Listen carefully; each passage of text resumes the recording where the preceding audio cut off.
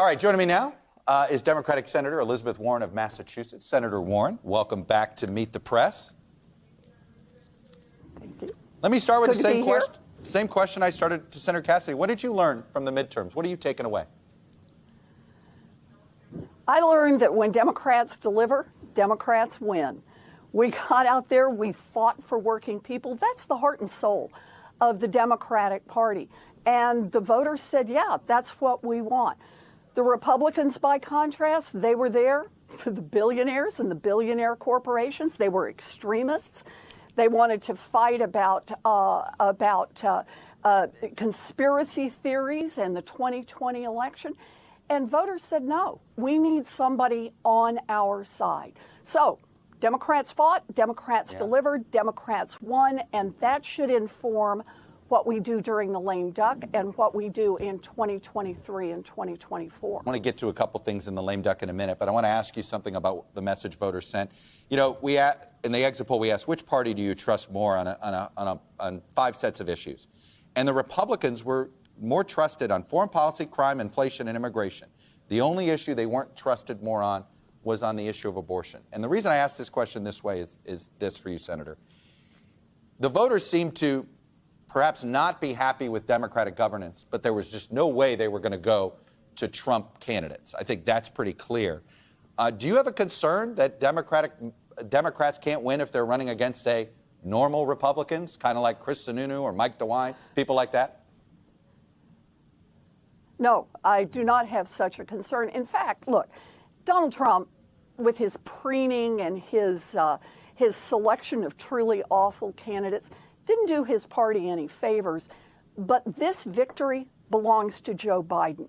It belongs to Joe Biden and the Democrats who got out there and fought for working people. The things we did were important and popular.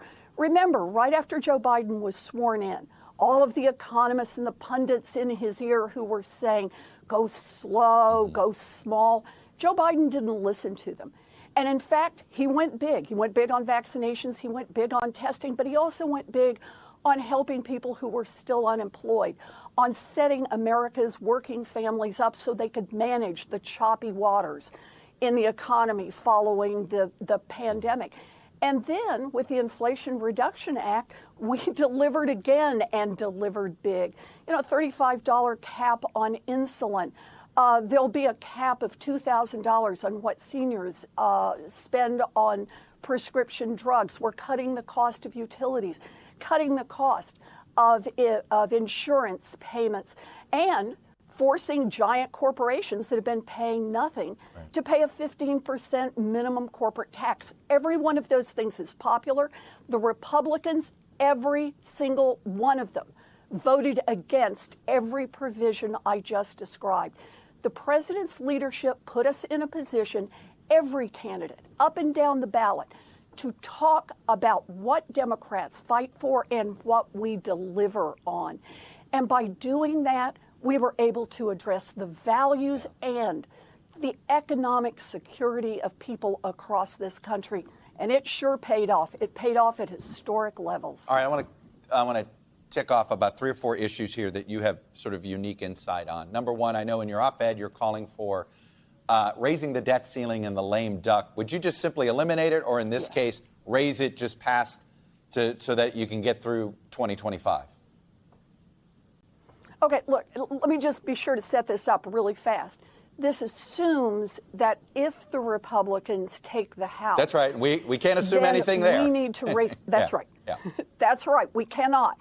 If the Democrats take the House, then there's no urgency around this. Right. But no matter what, the United States of America has to honor its outstanding obligations. I get rid of the debt ceiling altogether. Right. It serves no function except to create leverage for people who are willing to blow up the economy. And that's the problem we've got right now. Many of these new Republicans who are coming in are people who are coming in with exactly one goal: get Donald Trump elected in 2024. And they see that if they can create chaos in the economy, then they think that may move Donald Trump 1 inch closer to election. So we've got to take that away from them, take care during the lame duck Right. take care of raising the debt limit or getting rid of it altogether. I'm there. I want to talk about the president's student loan forgiveness program, which the courts are potentially going to say he can't do, saying, look, this needs to be appropriated from Congress. Okay, this is something you could do in the lame duck. Should you wait for this court outcome or simply codify the president's student loan plan via Congress? So look, I'd be delighted to codify what the president is doing, but here's the key. I don't have any doubt that the president has the legal authority to cancel this student loan debt. President Trump did it, President Obama did it, and President Biden has actually done it up to now on student loan debt payments.